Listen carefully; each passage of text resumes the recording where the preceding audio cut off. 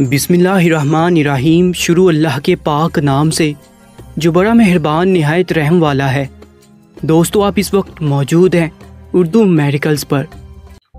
دوستو، جب ایک پاکستانی مسجد نبوی میں نماز ادا کرنے لگا تو اس کے سامنے شیر آ گیا۔ یہ شیر کیسے کہاں سے آیا، آج کی اس ویڈیو میں ہم آپ کو پوری حقیقت بتائیں گے، اور ساتھ ہی ساتھ نماز نہ پڑھنے پر کون کون سی سزائیں ہیں جو بروز قیامت بے نمازی کو ملیں گی۔ ویڈیو کو پورا دیکھیے گا، اور اگر ہماری یہ کوشش پسند آئے تو دوست احباب سے بھی شیئر کیجیے گا۔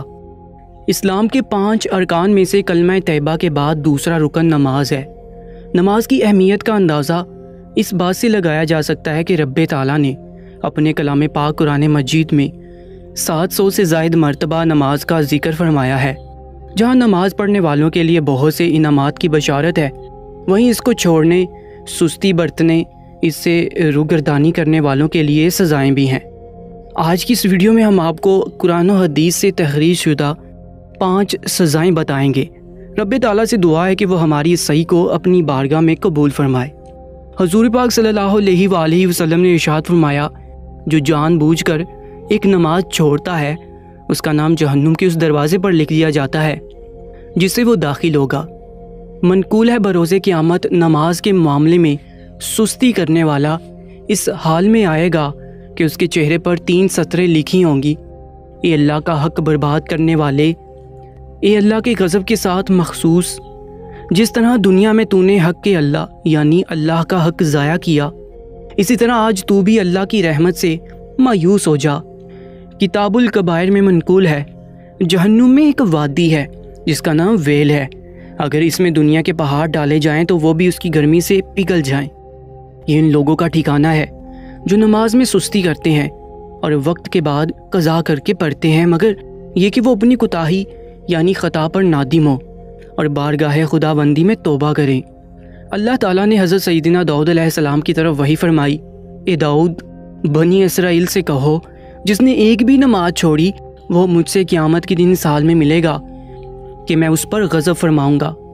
دوستو، آج ہم آپ کو ایک پاکستانی کا واقعہ آپ کے سامنے رکھیں گے۔ یہ پاکستانی 5 وقت کا نمازی تھا، نماز روزے کا پابند تھا، لیکن جب یہ مسجد نبوی میں نماز ادا کر رہا تھا تو حیران کن طور پر اس نے وہاں شیر کے دہاڑنے کی آواز سنی۔ اس نوجوان کا تعلق پاکستان کے صوبہ پنجاب کے شہر سرگودا سے تھا۔ یہ کم عمر نوجوان تھا، یہ بہن بھائیوں میں بڑا تھا، لیکن والد کا انتقال ہو گیا۔ والد کا انتقال ہوا تو گھر کی بہت سی ذمہ داریاں احمد کے کندھے پر آ گئیں، اور 15 برس کی عمر سے ہی اس نے کام کاج کر کے گھر کا سلسلہ چلانا شروع کر دیا، لیکن پڑھائی کا شوق تھا، اس لیے کبھی بھی اپنی پڑھائی کو نہیں چھوڑا۔ ہر طرح کے مشکل حالات کا ڈٹ کر مقابلہ کیا، اور آخرکار وہ اس قابل ہو گیا کہ ایم اے کرنے کے بعد اسے ایک اچھی نوکری مل گئی۔ اب اتنی زیادہ محنت تو نہیں کرنی پڑتی تھی، لیکن گھر کا نظام چلانے کے لیے یہ اچھے خاصے پیسے کمانے لگا تھا۔ دوستو، یہ نوجوان بتاتا ہے کہ اس کی ہمیشہ سے یہ خواہش رہی تھی کہ وہ اللہ کے گھر حاضری کے لیے جائے، عمرہ ادا کرے، اور پھر وہاں سے مسجد نبوی چلا جائے اور زیادہ سے زیادہ عبادت کرے۔ زندگی کے ابتدائی 20-25 سال تو یہ ممکن نہ ہو پایا کہ اس پر بہت سی ذمہ داریاں تھیں، لیکن اب چونکہ اس نوجوان کے پاس وسائل موجود تھے تو اس نے فیصلہ کیا کہ وہ اس سال اللہ کے گھر حاضری کے لیے یعنی عمرہ کرنے کے لیے ضرور جائے گا۔ اس حوالے سے تمام تر تیاریاں مکمل کر چکا تھا، اور وہ مکہ مکرمہ کے سفر پر گامزن ہو چکا تھا۔ دوستو، اس نے سب سے پہلے جا کر عمرہ ادا کیا، کچھ روز مکہ میں گزارے، وہاں پر عبادت کرتا رہا، اور پھر آخر کار مدینہ منورہ کی جانب روانہ ہو گیا۔ مدینہ منورہ میں اس کا معمول یہ رہا کہ وہ نماز عشاء کو مسجد نبوی میں ادا کرتا اور پھر وہیں عبادت کے لیے بیٹھ جایا کرتا۔ فجر تک وہاں پر بیٹھ کر اکیلا عبادت کرتا، اور سحری کرنے کے بعد نماز فجر ادا کرنے کے بعد اپنے ہوٹل کے کمرے میں آ کر کچھ دیر آرام کرتا، اور ظہر کی نماز سے پہلے واپس مسجد نبوی کا رخ کر لیتا تھا۔ وہ یہ بتاتا ہے کہ ایک روز وہ عشاء کی نماز ادا کر رہا تھا، اچانک اس نے دیکھا کہ اس کے سامنے شیر موجود ہے جو اس کو دیکھ کر دار رہا ہے اور اس کی جانب بڑھنے لگا ہے۔ اس کی ٹانگیں کانپنے لگی تھیں، اور اس نے نماز کے دوران ہی چیخنا شروع کر دیا تھا کہ شیر شیر شیر آ گیا ہے، سب لوگ اپنی جان بچاؤ۔ سب نے آواز تو سنی لیکن نماز جاری رکھی اور وہ مسلسل یہی کہے جا رہا تھا کہ سامنے شیر ہے۔ اب اچانک وہ زمین پر گرا، بے ہوش ہو گیا۔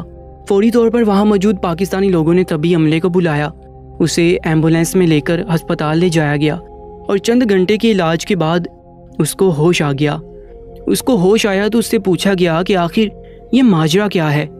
وہ بتانے لگا کہ بچپن میں اس کے خواب میں جب بھی اس کو والد ملنے آیا کرتے تو اس کے ساتھ ایک ببر شیر موجود ہوا کرتا تھا۔ وہ شیر سے بہت ڈرتا تھا۔ اس نے ایک عالم سے پوچھا تو انہوں نے بتایا کہ خواب میں شیر کو دیکھنا دراصل یہ بتاتا ہے کہ یہ موت کا فرشتہ ہے۔ اس کے بعد سے اس کے دل کے اندر یہ ڈر بیٹھ گیا کہ دراصل شیر موت کا فرشتہ ہے۔ وہ جب کبھی چڑیا گھر میں شیر کو دیکھتا تو اس پر یہی حالت طاری ہو جاتی، اور اب معاملہ یہ بن چکا تھا کہ جب وہ کسی بلی، کسی کتے یا معمولی جانوروں کو جو عام طور پر ہماری زندگی میں چلتے پھرتے نظر آتے ہیں انہیں بھی دیکھتا تو انہیں شیر گمان کرتا اور پھر چیخنا چلانا شروع کر دیتا۔ وہ یہ بتاتا ہے کہ یہ ایک نفسیاتی مسئلہ ہے جو کہ اسے لاحق ہے، اور وہ اس حوالے سے کئی ڈاکٹرز کو بھی مل چکا ہے اور اس کا علاج بھی جاری تھا۔ وہ نوجوان بتاتا ہے کہ اس روز مسجد نبوی کے اندر آنے سے پہلے، یعنی جب وہ نماز عشاء کے لیے اپنے ہوٹل سے آ رہا تھا تو راستے میں اسے ایک بلی نظر آئی تھی۔ یہ بلی اسے شیر معلوم ہونے لگی۔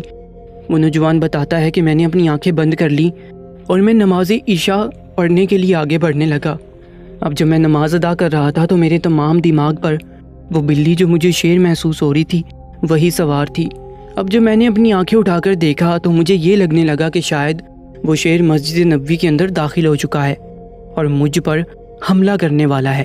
دوستو، لوگوں نے اس کو سمجھایا کہ یہ ممکن نہیں کہ مسجد نبوی کے اندر کسی بھی طرح کا کوئی جانور آ سکے، لہٰذا اس نوجوان نے اپنے بقیہ ایام وہاں گزارے، زیادہ سے زیادہ عبادت کی، اور لوگوں نے اس کو یہ بھی سمجھایا کہ نماز کے دوران ایسے خیالات نہیں آنے چاہیے، نماز کے دوران صرف نماز میں ہی اپنے دماغ کو لگانا چاہیے۔ اس نوجوان نے اپنے گناہوں کی بخشش طلب کی۔